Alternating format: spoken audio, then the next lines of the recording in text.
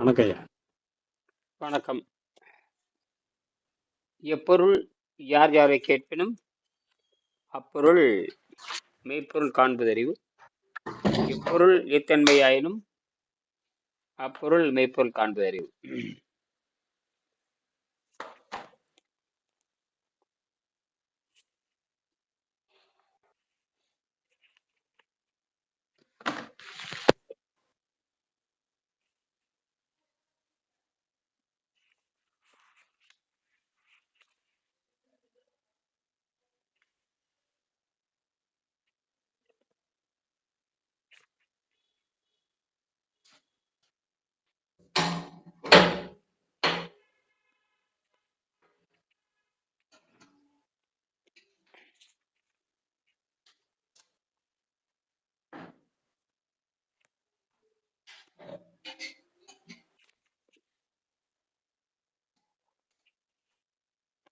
அதாவது நாம் ஏற்கனவே பல செய்திகளை பேசிட்டு வர்றோம். இப்ப இதில் நம்ம முக்கியமா பார்க்க வேண்டியது பார்த்து இந்த இயற்கை எப்படி இந்த மரணத்தை, இந்த நோயை எப்படி வகைப்படுத்துகிறது, இயற்கை எப்படி நம்மை வகைப்படுத்துது, இயற்கை நம்ம எப்படி வகைப்படுத்துகிறது. ஒரு சாதாரண மனிதன் வாழ்ந்து அப்படின்னா யோகிகள் ஏன் இந்த நாட்டில் தோன்ற வேண்டும்? அப்ப இயற்கை ஏன் அவங்களை மட்டும் தனியா தோன்றுது? அவங்களுக்கு ஏன் சிறப்பம்சம் சராசரி மனிதனாக இல்லையே? சரி. எப்படி இவ்வளவு கலைகள் கண்டுபிடிச்சாங்க? இப்ப நம்மலாம் இருக்கிறோம். அவங்களுக்கு மட்டும் எப்படி இவ்வளவு சிறப்புத்தன்மை வந்தது, இவ்வளவு அறிவு வந்தது, தனிமையிலவே இருந்திருக்கிறாங்க. இப்படி இல்லை, எப்படி அந்த மனிதர்கள் இருக்க முடியும்? அப்ப இதெல்லாம் இயற்கை தானே தேர்ந்தெடுக்குது. அப்ப அவங்களுக்கான ஒழுக்கம், அப்ப இயற்கையை அவங்களை தேர்ந்தெடுக்கிறது. அப்ப நம்மை சாதாரணமா விட்டுருது, அவங்களை மட்டும் தேர்ந்தெடுக்குது. அவங்கள்ட்ட மட்டும் அவ்வளவு சிறப்புத்தன்மை எப்படி அங்கெல்லாம் வந்துச்சு? இதெல்லாம் பார்க்கும் பொழுது இயற்கை நமக்கு புரிகிறது. இயற்கை ஒருத்தர் பார்த்து இன்னொருத்தர் கத்துக்கிறது, ஒருத்தர் மேம்பட்ட நிலைக்கு கொண்டுட்டு போறது, இதெல்லாம் இயற்கை தான் பண்ணுது. அப்ப இயற்கை ஏன் அவர்களை மட்டும் தேர்ந்தெடுக்கிறது, நம்மளையே முயற்சியில் வச்சிருக்குதுன்னா இயற்கை அதில் ஒரு விளையாட்டு தான். அவங்க மேன்மைப்படுத்தி நம்மளை அவங்களை நோக்கி போக வைக்குது. அப்ப அவங்களுக்கு மட்டும் எப்படி கலைகள், அவங்களே சாதாரண மனிதன் தானே, அவங்களுக்கு மட்டும் அத்தனை கலைகள் எங்கே இருந்து வந்தது? அவங்க செய்யக்கூடியதில் இயற்கை சட்டத்துக்கு உட்பட்ட அதிசயமே கிடையாது. எல்லாம் இயற்கை சட்டத்துக்கு உட்பட்டு தான் நடக்கிறது. அதுதான் நம்ம புரிஞ்சுக்க வேணும். அதாவது அதிசயமே எதுவுமே இல்லை, எல்லாமே இயற்கை சட்டம். இயற்கையில ஒரு சட்டம் இருக்கு இல்லையா, அதை நம்ம புரிஞ்சுக்கல, அவங்க புரிஞ்சுக்கிட்டாங்க. அதனால அவங்க நமக்கு வியப்பா தெரியுது. நமக்கு இயற்கை சட்டம் புரியாதனால நமக்கு ஒண்ணும் தெரியல, நம்ம சராசரி இருக்கிறோம். ஆனா அவங்க எல்லாம் சராசரியா இருந்தவங்க தான். அதைத்தான் நான் இங்க சொல்ல வர வேண்டியது. அப்போ ஏன் சமாதின்னு எழுதணும்? ஏன் சாதாரண வாழ்வு வாழ்ந்துட்டு போக வேண்டியதானே? ஏன் சமாதி பத்தி எழுதணும்? தனி மனித படத்தை எழுதணும்? உணவு பழக்கத்தை ஏன் மாத்தணும்? உணவு பழக்கத்தை மாத்தணும். உணவு பழக்கம் நமக்கு தேவையில்லை. இப்படியெல்லாம் அந்த ஜீரண நீர் தேவையில்லாம சுரக்குது, சுவை தேவையில்லாம இருக்குது. அப்படி நம்ம சாப்பிடுகின்ற பொழுது உடம்பு கெட்டு போகுது. அப்போ உடம்பு கெட்டு போறது தெரிஞ்சுட்டு நம்ம சாப்பிட்றோம். அப்ப நம்ம சாப்பிட்றது உடம்பு கெட்டு போகும்னு யாருக்கும் தெரியாதா? இன்னும் கொடுமையா இருக்கு. நாம் சாப்பிடுகின்ற உணவுப் பொருள் நம்மை கெடுக்கிறது. காலில் முள் ஏறிச்சுன்னா வலிக்குதுங்கிறோம். அதே மாதிரி உடனே அது தெரியுது. ஆனா இது அப்படியே இல்லை. சிறுகு சிறுகு சேமிக்கப்பட்டுதான், சிறுகு சிறு சேமிக்கப்படும்போது நமக்கு தெரியறது இல்லை. காலில் முள் ஏறுனா அடுத்த வினாடியே தெரியுது, அடுத்த நொடியில தெரியுதா ஏறிடுதுன்னு. உடனே அதை எடுக்க முயற்சி பண்றோம். ஆனால் நாம் சாப்பிடுகின்ற உணவு விருப்பப்பட்டு சாப்பிடுகின்ற உணவு. எப்படி காலில் முள் எரிச்சுன்னு அது வேண்டான்னு சொல்றோமோ, அதே மாதிரி உணவையும் வேண்டான்னு சொல்ற அளவுக்கு இந்த உடம்பு மாற்றினாதான் சரி. இந்த வலி வருகின்ற பொழுது வேண்டாங்கிற, ஐயோ வலிக்குது எடுங்க அப்படிங்கிற அதே மாதிரி. ஆனால் இந்த உணவு மட்டும் பாருங்க, உடனே காட்டாம பல நோய்களை உண்டாக்கி அதை விட கொடுமையாக நம்ம சித்திரவதை பண்ணுது பாருங்க. அந்த வெளியே ஏற்படுற காயத்தில் உடனே காட்டிடுது. இந்த முள் ஏறிச்சுன்னா ஐயோ வலிக்குதுங்கிறோம். ஆனால் உள்ள ஏற்படுற காயத்தை இந்த உடம்பு காட்டாமையே வச்சிருந்து கடைசியில சீரழிச்சு என்ன பண்ணுது, நம்மளை கொண்டு போடுது. அப்படித்தான் இந்த மூணா பிரிச்சிருக்கிறாங்க. முதல் வகை மரணம், இரண்டாவது வகை மரணம், மூன்றாவது வகை மரணம். இப்ப நம்ம அதுல சில செய்திகளை மட்டும் படிப்போம். என்னுடைய மனிதன் நீதி நூல்களின்படி பிரம்மச்சரியம், கிரகஸ்தம், வானப்பிரஸ்தம், மனிதனுடைய 4 நிலை. குழந்தை பருவம், அப்புறம் குடும்ப பருவம், அப்புறம் உடம்பை சுத்தம் செய்யற பருவம், அப்ப இயற்கையோடு தொடர்பு வச்சுக்கிட்டு முக்தி அடைகிற பருவம். இந்த முக்தி தான் விடுதலை அடைகிறது, வேற ஒண்ணும் இல்லை. ஆக அந்த வானப்பிரஸ்தம்ங்கிறது குறைஞ்சது ஒரு இடம் காலியா இருக்கணும், 5 சென்ட் இடம் இருக்கணும். அதுதான் என்னுடைய 5 சென்ட் மனைக்கட்டில் சுற்றி உயரமான எல்லைகளை கட்டி கொண்டு தனியே நான் கடந்த 16 ஆண்டுகளாக வாழ்ந்து வருகிறேன் எழுதுறாரு. சரி. அப்போ அந்த அந்த முமுஷுன்னு சொல்றார், தனியா இருக்கிறப்போ சில நல்ல பயிற்சி பெற்றவங்க, இந்த தனிமையில இருக்கிறவங்க, தனிமையில் சிந்திக்கிறவங்களுக்கு வந்து அந்த நல்ல ஆவிகள், நல்ல தன்மையுடைய இவங்கெல்லாம் வந்து உடம்பு சூழ்ந்துக்குங்கிறாங்க. முமுசுகள் என்று சொல்லப்படும் முக்தியை கடைசி நிலையில் தவறவிட்ட நல்ல ஆவிகள் வானப்பிரஸ்த நிலையில் உள்ள யோகிகளை சூழ்ந்து நிற்கின்றன. தனிமையில் உட்கார்ந்து நீங்க பண்ணும் பொழுது ஏற்கனவே யோக பயிற்சியில பெற்று பாதியில விட்டுட்டு போனவங்க, முடியாம தோத்து போனவங்க, இறந்து போனவங்க, நோய்வாய்ப்பட்டவங்க, இவங்கெல்லாம் இருக்காங்க. அவங்க அந்த நல்ல ஆவிகள் வந்து நம்மளை சூழ்ந்து நிற்குங்கிறாரு. அதனால நம்ம புரிந்து கொள்ள முடியாது, அது எடையற்றதா வேண்டாம் இருக்கும்.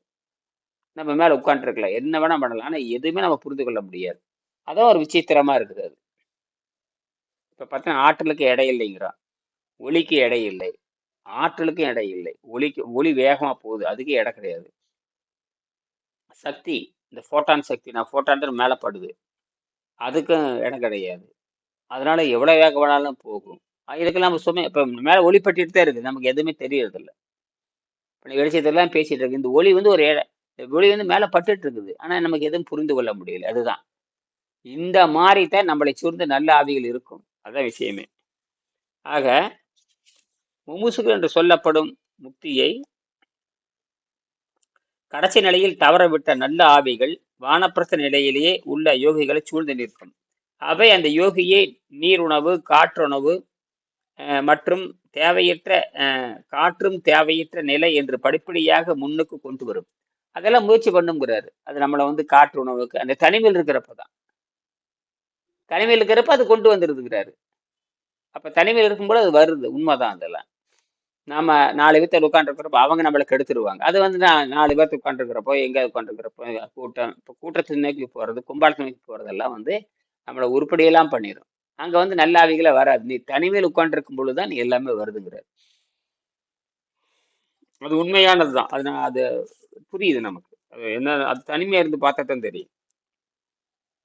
அது குள் சுத்தம் பண்ணி பழகி இருக்கணும். ஆக அவை ஒரு யோகியை நீர் உணவு, காற்று உணவு, காற்றும் தேவையற்ற நிலை என்ற படிப்படியாக முன்னுக்கு கொண்டு வந்து வரும், முன்னுக்கு கொண்டு வருகின்றன. யோகியுடைய மரணம், இந்த யோகியுடைய மரணம் அவன் கையில் தான் இருக்க வேண்டும். மரணம் அவன் கையில் இருக்கிறது. அதுதான் அவன் முக்தி அடையும் போது கூடவே, அவன் முக்தி அடைவது கூடவே அவன் ஒட்டி இருக்கிற பல துகள்கள் முற்றி அடையுங்கிறார். இந்த பூவோடு சேர்ந்து நாறு மணக்குங்கிற மாதிரி அவன் முக்தி அடையும் போது கூடவே பல நூற்றுக்கணக்கான, அது எப்படி இருக்கும், நூற்றுக்கணக்கில் ஆயிரக்கணக்கில் கண்டுக்கே தெரியும், எதுவுமே தெரியாது. மேல முடி இருக்கிற மாதிரி எத்தனையோ முடி, லட்சக்கணக்கான முடியெல்லாம் இருக்குது, நம்ம என்ன புரிஞ்சுக்கிறோமா, அதே மாதிரி அது நம்ம கூட முக்தி அடையுங்கிறாரு. அவை முக்தி அடையும் போது கூடவே பல நூற்றுக்கணக்கான அவனுடன் கூட இருந்து முமுசு ஆவிகளும் முக்தி அடைகின்றன. இதைத்தான் அந்த ஆவிகள் எதிர்பார்க்கின்றன. ஏதோ ஒரு காரணத்தால் அவனுடைய முயற்சி தடைபட்டால் அவன் சாதாரண மரணம் அடைந்து அவனும் ஒரு முமுசாகிறான். இந்த மாதிரி பயிற்சி பாதியில் விட்டு போட்டு ஏதோ ஆச்சுன்னா அவனும் ஒரு நல்ல அரைகுறையா விட்டுட்டு போன ஒரு நல்ல பயிற்சி பதிகின்ற யோகியா, அதுக்கு முமுஷு அப்படிங்கிறாரு. அது முமுஷு என்ன பொருள், அது என்ன நமக்கு புரியல. அந்த முமுசுன்னா பாதியில யோகத்தை கைவிட்டவன், ஆனா அந்த முக்தி நிலைக்கு போறான், ஏதோ ஒரு காரணத்துல கைவிட்டுறான் அப்படின்னு சொல்றாங்க. ஏதோ ஒரு காரணத்துல அவர்களை நல்லவர்கள் ஒரு நாளும் கைவிடுவதில்லை. அது என்ன பொருள், தேவர்கள் முனிவர்களை கைவிடுவதில்லைங்கிறார் கிருஷ்ணர். இப்படி எல்லாம் சொல்றாங்க அவங்க. பகவத்கீதையில் அந்த கிருஷ்ணர் வந்து இப்படி சொல்றாரு, இந்த மாதிரி பாதியில முயற்சி பண்ணவங்க வந்து முயற்சி பண்ணி விட்டுட்டு போனவங்களை வந்து ஒரு நாளும் நல்லவர்கள் தேவர்கள் கைவிட மாட்டாங்க. அப்ப எப்படி, இது ஒரு முயற்சி தான், நல்ல செய்தி தான். ஏதோ ஒரு காரணத்தால் அவனுடைய முயற்சி தடைபட்டால் அவன் சாதாரண மரணம் அடைந்து ஒரு முமுசு ஆகிறான். யோக முயற்சியில் ஈடுபடும் ஒருவன் அந்த செயலில் தவறவிட்டால், ஆமா, கிருஷ்ணன் கூட அந்த அர்ஜுனன் கூட ஒரு இடத்துல கேட்பான், நான் யோக பயிற்சியை தவறிவிட்டால் என்ன செய்வது? ஒன்றும் கவலைப்படாதே. நீ தொடர்ந்து முயற்சி செய்து கொண்டே இரு. இந்த பயிற்சியில இந்த இந்த முதல் இந்த இந்த ஜென்மம், இந்த பிறவி, அந்த பிறவி எதா இருந்தாலும் தொடர்ந்து முயற்சி கொண்டே இரு. நீ முயற்சி பண்ணி நீதான் மேல வர வேண்டுமே தவிர, யாரும் உதவி செய்ய மாட்டார்கள். அப்ப நீங்க தான் அந்த இதான் நாங்க புரிஞ்சுக்கணும். நீங்க என்ன நீ பரிகாரம் போட்டாலும், நஞ்சை கொடுத்தாலும், அது வந்து நடக்க போறதில்ல. நீ விழுந்தா நீ தான் எந்திரிக்கணும். ஒரு குழந்தை கீழ விழுந்துச்சுன்னு வச்சுக்கங்க, அது எந்திரிச்சு குடுகுடுன்னு ஓடுதுல்ல. அதே மாரி தான் நீங்க தான் உங்க தலைவலிக்கு நீங்க தைலம் வேற ஒண்ணும் இல்ல. உங்க பிரச்சனைக்கு நீங்க தான் தீர்வு காணணும். அது அப்படிதான் பாலிசா சொல்றேன். அப்ப யாரும் உதவிக்கு வரமாட்டாங்க அப்படின்னு. அப்படின்னா ஏன் நீங்க முயற்சி பண்றீங்கன்னா, அப்பதான் அப்பதான் அது உங்களுக்கானது. நீங்க முயற்சி பண்ணி நீங்க எந்திரிச்சு நின்னு அந்த அனுபவத்தை பெற்றதா அது உங்களுக்கானது. யாரோ சொல்லி நல்லா போச்சுன்னா, இப்ப இப்ப அப்படித்தான் நடந்துட்டு இருக்குது இப்போ. போனா மாத்திரை மாத்திரை சாப்பிடுறது, மருந்து சாப்பிடுறது எல்லாம் பார்த்தீங்கன்னா, அதுல வியாபாரம். உடலை பற்றி முதல்ல படிக்கணும். உடலை பற்றி படிக்கணும். அதனாலதான் இது குருகுல கல்விங்கிறேன். இது என்ன மருந்து மாத்திரையா இருக்குது. நீண்ட கால பயிற்சியில தான் உடம்பு சுத்தமாகுது. அப்ப நீண்ட கால பயிற்சினா இந்த நீண்ட கால மருந்து திங்கிற மாதிரி தான். நீண்ட கால மருந்து தின்னா அது சாவுதான் வரும். இது நீண்ட கால பயிற்சி பண்ணிக்கின்ற பொழுது அந்த முக்தி நிலைக்கு போகுது. அதுக்கு முக்தி நிலைக்கு போறப்ப எல்லா நன்மைகளும் கொடுத்துட்டு தான் போகுது. அப்ப நீண்ட கால பயிற்சியில தான் அப்படின்னா இது செய்முறை, ஆசிரியரோடு இணைந்திருத்தல், அவர் சொல்றதை கேட்டல், இந்த பயிற்சியில தான் இப்படித்தான் இந்த கல்வி வரணும். இந்த கல்வி நமக்கு இருந்தது, போச்சு. வெள்ளைக்காரன் அழிச்சிட்டு போயிட்டான். அது மட்டும் அழிச்சான், எல்லா கலைகளும் அழிச்சிட்டு போயிட்டான். அதனால அந்த கலைகள் அவன் கத்திருந்தான. வெள்ளைக்காரன் அந்த கலையை கத்திருந்து நம்மகிட்ட இருந்து கத்துக்கிட்டு, இப்ப வள்ளலாரை பற்றி சொல்றோமே, வள்ளலார் வாழ்ந்த காலத்தில் வெள்ளைக்காரர் இருந்திருக்கிறான். அவருடைய பழக்க வழக்கங்கள், அவருடைய தன்மை என்ன, அவர் எப்படி பின்பற்றினார், அதெல்லாம் ஆராய்ச்சி பண்ணியிருந்தாங்கன்னா அவன் நாட்டுக்கு கொண்டு போய் ஆரோக்கியத்தை பத்தி பேசியிருக்கலாம். அவன் ஒண்ணுமே செய்யல. அவனுக்கு சாபக்கேடு. சரி, மேற்படி கட்டுரை பல செய்திகளை பல நிலைகளில் ஆராய்ந்து என்னால் எழுதப்பட்டது. இப்போது என் வயது 76. ஆதிசங்கரர் 33 வயதில் முக்தி அடைந்தார். தன்னை விட வயதில் மூத்தவர்களை தன் சீடர்களாக கொண்டிருந்தார். காபாலிக மதம், அதாவது காபாலிக மதம்னா முதல் குழந்தை கொலை செய்யறது, இப்படி எல்லாம் கடவுளுக்கு படிக்கிறதெல்லாம், கடவுளுக்கு படிக்கிறது, உயிர் படி கொடுக்கறதெல்லாம் இருந்திருக்கு.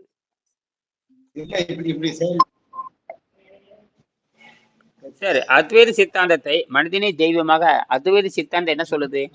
மனிதனே தெய்வம் என்று சொல்லுகிறது. அத்வைத சித்தாந்தம் அத்வைதம், மனிதனே தெய்வம். அதான் உள்ளம் பெருங்கோயில், உன் உடம்பு ஆலயம், வள்ளல் பிராணருக்கு வாயில் கோபுரவாசல், தெல்லற தெளிந்தாருக்கு சிவனே சிவலிங்கம் அப்படின்னு சொல்லுது. அவரே இந்த மாதிரி யோக நிலையில் முக்தி அடைகிறவங்க தான் உண்மை. அதை இயற்கை விரும்புகிறது. இப்ப நோயற்ற வாழ்வு நம்ம விரும்புறோமா? இப்ப நோயற்ற வாழ்வு நம்ம விரும்புறப்போ அப்ப இயற்கை தானே விரும்புது. அப்படி நோய் இல்லாத வாழுகின்ற பொழுதுதான் நம்ம மனதை பற்றி புரிந்து கொள்ள முடிகிறது. உடல் அந்த நம்ம ஏதாவது சாப்பிட்டோம்னா உடம்பு என்ன பாடுபடுது, அப்பா என்ன கொடுமையா இருக்குது. ஒன்னில் ஒரு பழச்சாறு அதிகமா சாப்பிட்டாதே என்னமோ கஷ்டமா இருக்கு. ஒரு பழச்சாறு, ஒரு தேநீர், வேறு எதுவோ இருக்கட்டுமே, உடனே இந்த உடம்பு எதிர்க்குது பாருங்களேன். அப்ப அது வேண்டாம் தானே சொல்லுது. ஆனா இதையும் நான் தெரியாமையே வாழ்ந்திருக்கேன். என்ன ஆச்சரியமா இருக்கு. இதுல ஏதாவது சந்தேகம் இருந்தா கேட்கலாம், முடிச்சுக்கலாம். என்ன பாப்பா இந்த உடம்புனுடைய ரகசியம், இதுக்கு வந்து இவ்வளவு பாடுபடணுமா என்ன? இதுக்கு போய் கல்வி, அதான் ஒரு மரணம் இல்லாத வாழ்வு, நோயற்ற வாழ்வு.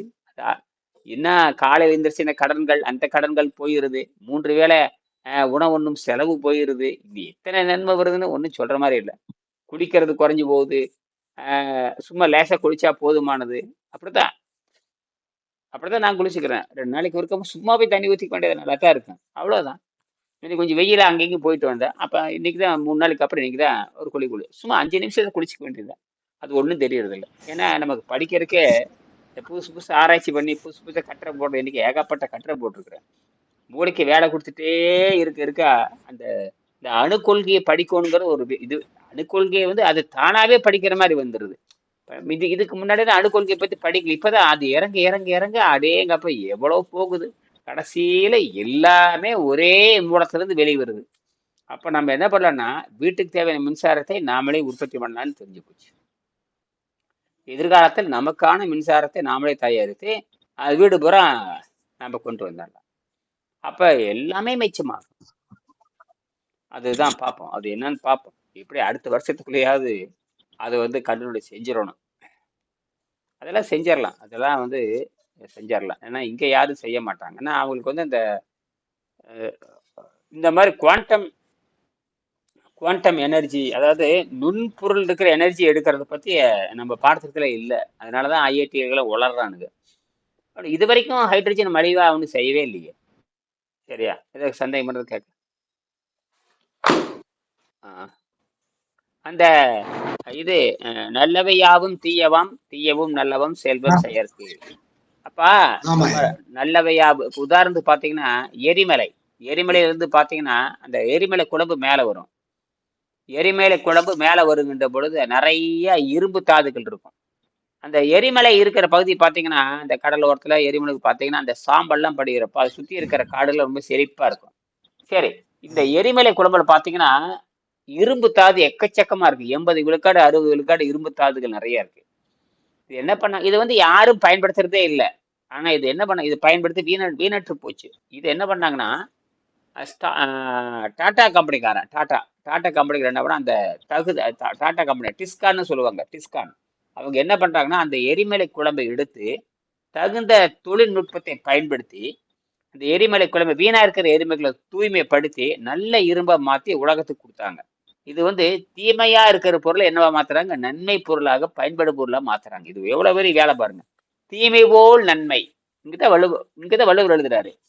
இந்த செல்வம் செய்யறாங்க. செல்வம் செய்தல், பணம் சம்பாதித்தல், பொருள் சம்பாதித்தல்னா தீமையை நன்மையாக மாற்ற வேண்டும். என்னது? தீமையை நன்மையாக மாற்றணும். அதைத்தான் நாம செய்யறப்போ மருத்துவம் தீமையை நன்மையாக மாற்றுகிறது. அவர் என்ன பண்ணாரு, பயன்படாத அந்த எரிமலை குழம்பை தகுந்த தொழில்நுட்பத்தை பயன்படுத்தி அந்த வீணா இருக்கிற எரிமலை குழம்பை வந்து இன்னைக்கு அவங்க அப்படிதான் பண்றாங்க. அதை வந்து நல்ல பயன்மிக்க தகரமாக மாத்தி உலகம் முறை வித்துட்டு, அதே டிஸ்கான், அந்த அதுல இருந்து எடுக்கிறதா அந்த இரும்பு. அதே போலத்தான் நாம் இந்த கெட்டுப்போன உடலை, பயன்படாத உடலை, நாற்றம் பிடித்த உடலை சுத்தப்படுத்தி நாம் வாழ்க்கையும் நீட்டிக்கிறோம். வேணும்னா ஒரு பொருளை அனுபவிச்சுக்கிறோம். ஒரு பொருளை அனுபவிக்க நினைச்சு அனுபவிக்கலாம், ஒன்றும் தப்பு இல்லை. ஆனால் அனுபவித்த பிறகு அதை சுத்தப்படுத்த வேண்டும். ஒன்னா ஏற்கனவே அனுபவிச்சுட்டோமா, சரி அதை ஏற்கனவே அனுபவிச்சது தானே அப்படின்னு விசாரணை பண்ணி நிறுத்தலாம், அல்லது அனுபவிச்சு தீர்க்கலாம். ரெண்டு தான் செய்ய முடியும். ஒண்ணு ஏற்கனவே உப்பு தானே, நேற்று சாப்பிட்டது உப்பு, இன்னைக்கு சாப்பிட்டது உப்பு, நாளைக்கு உப்பு தான். நேற்று இனிப்பு சாப்பிட்டாச்சு, இன்னைக்கு இனிப்பு சாப்பிட்டாச்சு, நாளைக்கு இனிப்பு. தேனை எத்தனை தடவை நக்கினாலும் அது இனிக்கதான் செய்யுது. உப்பு எத்தனை தடவை நக்கலாம் அது உப்பு கறிக்குதான் செய்யுது. நேற்று ஒரு உப்பு, இன்னைக்கு ஒரு உப்பு, நாளைக்கு ஒரு, எப்பவுமே உப்பு 3 காலத்துலயும் உப்பு தான். இதை நாம என்ன, இதை புரியாம உப்பு தின்னு பாக்குறது. அதுதான் அந்த அந்த எண்ணத்தினுடைய வேலை. அப்ப இங்கதான் அங்க எண்ணத்தை வந்து நம்ம திருப்பணும். அதனாலதான் மனதை கண்டபடி திருவள்ளுவர் சொல்லுவாரு, மனதை கண்டபடி அலைய விடாது. மனதை கண்டபடி அலைய விடாது. அப்படி அலைய விடாது அப்படி சொல்லி போட்டு மனதை நல்லதை கெட்டதை ஆராய்ச்சி பண்ணணும். ரெண்டாவது வந்து சென்ற விடத்தான் செலவிடாது. மனதை கண்டபடி அலைய விடாமல் தீது ஒருகி தீமையெல்லாம் தள்ளி வச்சுக்கிட்டு சென்ற விடத்தான் செலவிடாது. இந்த அறிவை மனம் போனவடையெல்லாம் போக விடாமல் தீமையெல்லாம் பார்த்து தீமையெல்லாம் களைஞ்சிட்டு எந்த அளவுக்கு நன்மை இருக்குதோ அந்த நன்றின்பால், அந்த நல்லது, இந்த மனதை நல்லது, தீமையெல்லாம் ஒதுக்கி வச்சுட்டு, தீமை இருந்து அதை ஒதுக்கி வச்சுட்டு நன்றின்பால் உய்ப்பு தெரிவு. மனம் என்ன பண்ணணும், இந்த நல்லது பக்கம் நிற்பதுதான் அறிவுங்கிறார். அப்ப மனதை அந்த நல்ல பக்கம் திருப்பணும். இப்ப நான் எத்தனையோ பார்ப்போம், எத்தனையோ சொல்றேன், எத்தனையோ நிகழ்ச்சிக்கு போறீங்க, எத்தனையோ மருத்துவத்துக்கு போயிருக்கு, இயற்கை மருத்துவம், செயற்கை மருத்துவம், ஆயுர்வேதம், எத்தனையோ போயிருக்கிறீங்க. இதில் இப்ப நாமளும் நீர் மருத்துவம் பேசுறோம். இதுல நீங்க பாக்குறீங்க, பார்த்துட்டு அனுபவம் கிடைக்குது. எதிரா நன்மை, இது தீமை, கண்டபடி மனசு அலைய விட்டுருக்கிறோமே, இதுவுமே முடிவு இல்லையே. இதுல எப்படி செலவு கம்மியா இருக்குது, அல்லது லாபம் என்ன, இதெல்லாம் லாபம் இருக்குதா அப்படின்னா, லாபம் இருக்குதுன்னா அதன் பக்கம் நிக்கிறது. நமக்கு லாபம் வேணும், நமக்கு லாபம் வேணும் இல்லை, எந்த தொழில் நமக்கு லாபம் இருந்தால் செய்ய முடியும். மருந்து சாப்பிட்டு சாப்பிட்டு உணவு சாப்பிட்டு சாப்பிட்டு மருந்துக்கும் உணவுக்கு என்ன தொடர்புன்னு தெரியாமையே ஓடுன்னு ஓடி நாசமா போய் கடைசியில உணவு பாடத்தை நிறுத்துங்கின்ற பொழுது அந்த உணவுக்கான செலவு காசு மருந்து அது மிச்சமாகுது. மருந்து மாத்திரை அட்டங்கப்பா எக்கச்சக்கமான நூற்றுக்கணக்கான நன்மைகள். அதாவது திருமூலர் சொல்றாரு, உண்டி சுருங்கின் உபாயம் பலவுல. உண்டி சுருங்கினா நன்மை ஏராளம் இருக்குதுங்கிறாரு. அப்ப எல்லாமே உண்மைதானே அதெல்லாம்? உண்டி சுருங்கினால். ஆமா, எவ்வளவு பெரிய உண்மையை சொல்லியிருக்காரு பாருங்க. 3000 4000 ஆண்டுகளுக்கு முன்பாகவே சொல்லியிருக்காருன்னா, அப்படின்னா அப்பவே உலகம் கெட்டு போயிருந்திருக்கு. அப்பவே உலகம் கெட்டு போயிருந்திருக்குது. சித்தர்கள் காலத்திலேயே தின்னு தெரிச்சிருக்கானுங்க. என்னது? நாசமா போக. இப்பெல்லாம் கெட்டு போகலீங்க. அது வள்ளுவர் காலத்திலேயே கெட்டி குட்டிச்சுவராயாச்சு. விபச்சாரமும் சாராயமும் பெருக்கெடுத்து ஓடுது 2000 வருஷமாவா. என்னது? 2000 வருஷமாவா கண்டனம் தெரிவிக்கிறாரு. திருமூலரும் கண்டனம் தெரிவிக்கிறாரு. புறால் உண்றது, இறைச்சி உண்றது, சாராயம், விபச்சாரம், பொம்பளை ஆம்பளை எல்லாமே ஒழுக்கம் இல்லாமே இருந்திருக்கிறாங்க. அதெல்லாம் ஒழுக்கம் பண்றது இவங்க வந்திருக்கிறாங்க. பாருங்களேன். இப்ப நாம என்ன நினைச்சிட்டோம், இப்ப கெட்டு போச்சு, அவன் கெட்டு போச்சு, அந்த கூத்தாடி இந்த கூத்தாடி, இந்த கூத்தெல்லாம் எப்பவுமே நடந்துட்டு தான் இருக்குது. இப்ப நமக்கு அந்த ஊடகம் இருக்கனால தெரியுது. நமக்கு அந்த காலத்துல ஊடகம் தெரியாது, ஒண்ணும் தெரியாது. ஆனா யோகிகள் கவனிச்சிருக்கிறாங்க, பார்த்திருக்கிறாங்க. நாட்டு நடப்ப பாடத்துக்கு எழுதிட்டு போயிட்டாங்க. இப்ப என்ன பண்றான், யாரு நடஞ்சா அடுத்த வினாடியே வந்துருச்சு. உங்களுக்கு தெரியறதுக்கு முன்னாடி உடனே செய்திகள் போயிருது. அப்படின்னா இந்த கெட்டு போன புழுத்து போன சமூகம் இப்ப இல்ல, இது ரொம்ப காலமா அடிப்படையிலேயே இருந்துட்டு இருந்தது. அவங்க சொல்லி சொல்லி பார்த்தாங்க, அப்புறம் ஓரமா போய் உட்கார்ந்துடுறாங்க. இது எப்படி சாவுங்கடான்னு போக வேண்டியதுதான். இன்னைக்கு என்ன போயிடுச்சுன்னா எல்லாமே நம்ம கண் முன்னாடி தெரியுது. அதனால நிறைவு செய்யலாம். சந்தேகம் இருந்தா கேட்கலாம். உங்களுக்கு 24 மணி நேரமா இப்ப ஐயா நாளைக்கு இருந்து அதே வெள்ளம் போடலாம். 2 நாள் போட்டு பாருங்க. வெள்ளம் மட்டும் போட்டு பாருங்க. வெள்ளம் மட்டும் சாப்பிட்டு பாருங்க. 2 நாள் பண்ணி பாருங்க. ஒண்ணுமே பண்ணாது. ஒண்ணும் பண்ணாது. உடம்பும் நல்லா கரையும். நீங்க பெரிய உயரமான ஆள் கூட கிடையாது. பார்த்தனே, நான் என்னமோ உயரமான ஆள் நினைச்சிருக்கேன். அப்புறம் தான் தெரியுது என்னை விட எனக்கு தோளுக்கிறதே நீங்க இருக்கிறீங்க. ஆமா, பார்த்தனே. 5.2 ஐயா. 5 அடி 5 15. 2ங்கிறது சென்டிமீட்டர் தானே? சென்டிமீட்டர் இன்ச்சா? ஆமா, இன்ச்சு. அப்ப 5 15 157 155 சென்டிமீட்டர் தான் இருக்கிறீங்க. ஆமாங்க. பார்த்தேன். சரி, அப்ப நீங்க என்னமா 24 மணி நேரம் தாண்டிட்டீங்களாமா தேவி அம்மா? ஆமாங்க, நாளைக்கு மத்தியானத்துக்கு மேல சாப்பிட்டுக்கிறேன். 36 மணி, ரொம்ப அருமை. நீங்க என்ன பண்றீங்க? உங்களுக்கு 48 மணி நேரமா காந்திஜி? கொஞ்சம் இதான் கொஞ்சம் பேச்சு 4 பேச்சு மேல சாப்பிட்டேன். பரவாயில்ல, அதே கண்டினியூ பண்ணுங்க. அப்ப நாளைக்கு 2 பேச்சு நீட்டுங்க. அப்படியே முடிஞ்ச அளவுக்கு நீட்டுங்க. நீட்டுங்க. முடியலன்னா அந்த அச்சு வெள்ளத்தை போட்டு கடிங்க. தான் வாங்கி கொடுத்துருக்கீங்களா அச்சு வெள்ளம் இருக்குல்ல, அதை கடிச்சுக்குங்க. அச்சு வெள்ளத்தை கடிங்க, கருப்பட்டி கடிங்க, எதான போடுங்க. இல்லை சக்கரை தண்ணி போட்டு குடிங்க. சூடான சக்கரை தண்ணி குடிங்க. ஒன்றும் பண்ணாது. இப்போ இன்னைக்கு கூட சக்கரை தண்ணி நான் குடிச்சிருக்கேன். ஒன்றும் பண்ணாது. அது திரவாகத்திலே போடுங்க. நீராகாரம் வர திரவாகத்தை போட்டு கரைச்சி எடுக்கணும். நீங்க என்ன பண்ணிருக்கீங்க சண்முகம்?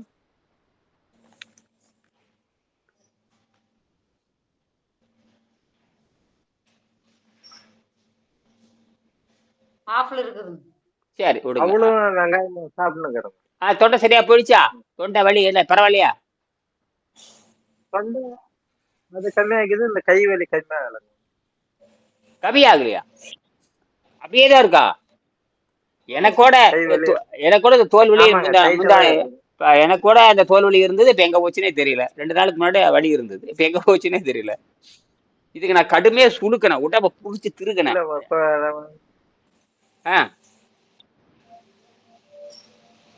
எப்படி கிறக்குனீங்களா? டைட் பண்ணீங்க? அப்ப ஏதோ ஒரு பொருளை தூக்குறதுக்கு அப்படி திரும்பினா படிக்கிற நடிச்சது. இப்ப எங்க போச்சுன்னே தெரியல. 95 விழுக்காடு கோயிந்தா, 5 விழுக்காடு இருக்குது. நான் பண்ணாத ரகலாம் பண்ணிருக்கேன். இந்த உடம்ப பண்ணாத ரகலாம் பண்ணிருக்கேன். போட்டு திருக்கிறது, அப்படி பண்றது, இப்படி எல்லாம் பண்ணி பார்ப்பேன். வேணுமுன்னே ஓடுறது, வேணுமுன்னே வர்றது, மலை ஏறுறது எல்லாம் பண்ணி பார்த்துருக்கேன். ஒன்னும் ஆகிறது. ஒரு நாளைக்கு ஒரு மாதிரியா இருக்கு, அப்புறம் சரியா போயிடும். ஒண்ணுமே ஆகாது. சரி இப்ப பாருங்க, மறுபடியும் நாளைக்கு சந்திப்போம் காலையில. சரியா? நன்றி. சரி.